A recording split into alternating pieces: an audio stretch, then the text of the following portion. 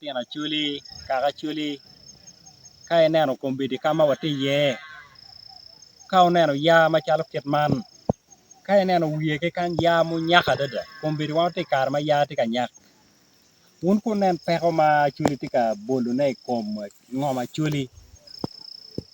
Ya ma pito wa, ya ma gwoko wa, man no pito kwari wa ke kwari wa, lutwa.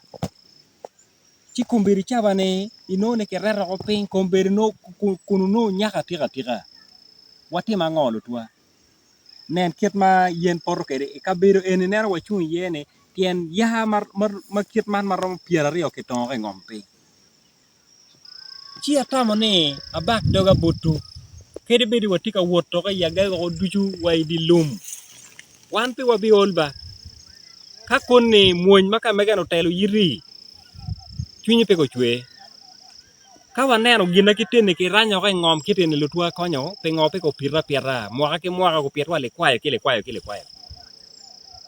Man chwe chunya matamo ne ola waj butu, ka oneno, atamo ngat ma inge kamera binyutiu, gin machalo kit man, kit ma yato poro kede. Yat poro mano pi wany chwe, ka ineno ping ka inini, pi wany chwe kany ma pitwere. Man en gin matie no anapoye matek tutwal. Pe man, ana lego achuli, ni wapuonyo lutino wa ikere ming'eyo tekwaro. Tekwaro ma ini miyo wore kom ludiru. Tekwaro ma ini tiu. Imako tik pe, imako chan ko boka motwo. Tekwaro ma oli bido ka loka loka, kombedi wano ng'eyo ni olo gin maromo kelo chente, makaro ilubu wa nywe chingwa kombedi ane ye kofi. Alego ben lutwa ni wabido ka loka loka, wek olu chende kubini chingwa. Gin makit man ma ineno waro onyo ka ngome pe konyo wa pi chwalo kaka mo.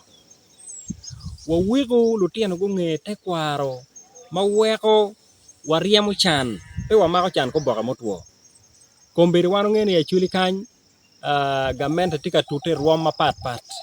Wan machalo rwedi bene wachung ke gamente ka achiel. Mine ni olu wariemo chan. Neno pa gamente kuri chawa ni chung ikom kit gin mo ke ken magien tika kelo o bot wa miriemo chan.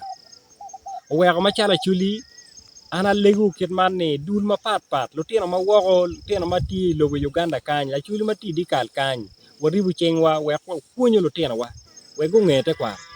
Ya chuli, wan watiki te kwaro, mi achiel wachak kong wa wek lutino wa gung'e, kama chuli gu aki ye. Ng'o ma chuli gi degi, chika chuli wajo ni ng'o, te kwaro wajo ni ng'o, ka wang'eyo history, pa chuli, chikele wa kakanya kombedi wan wati ye. Ka wang'eyo gin ma yang chon no chuli timo, obeni wati ka timo, ka ba opere ka timo ne, watima ng'o wek wa dugi te kwaro wa. Ena ye binyuti wa yo men ma miere wan olobe pe ko wa diki maja kere ka wan ludiro biru peke, no lutino go doe dikal mene anene, gini doro achuli kite kwaro maka megdi. Man ene ye gin. Weko kone anamera wakit man ni lutwa, pije marajo ma wan wati ka timo ne lubu wa, wano ng'eyo ni ukela loka loka ma dito twal makar ne lok michwe pa kot. Kot dong piti ka chwe kit ma yang, pitien loka ng'o, mane pia renyo ma wan wati ka timo ne. Ana lego lutwa, wawego lutino gung'e kit je mokene ma waromo kela loka loka kwogi, romo kelo chiling chingi. Ikine wan waromo kunyute lutino, ikir mi pur je mokene matitino chalo nyanya gi ene. Nyanya gi egine ka ini perro kelo chiling chingi. Tungulu gi ene ka perro kede Kenya rio ke ken kelo chiling chingi. Binjale gi en tie, tawuji gi en tie, ovakado gi en tie. Mago wit pu matino tino, maka in latin ikeru kumo ga ye, riemo chan.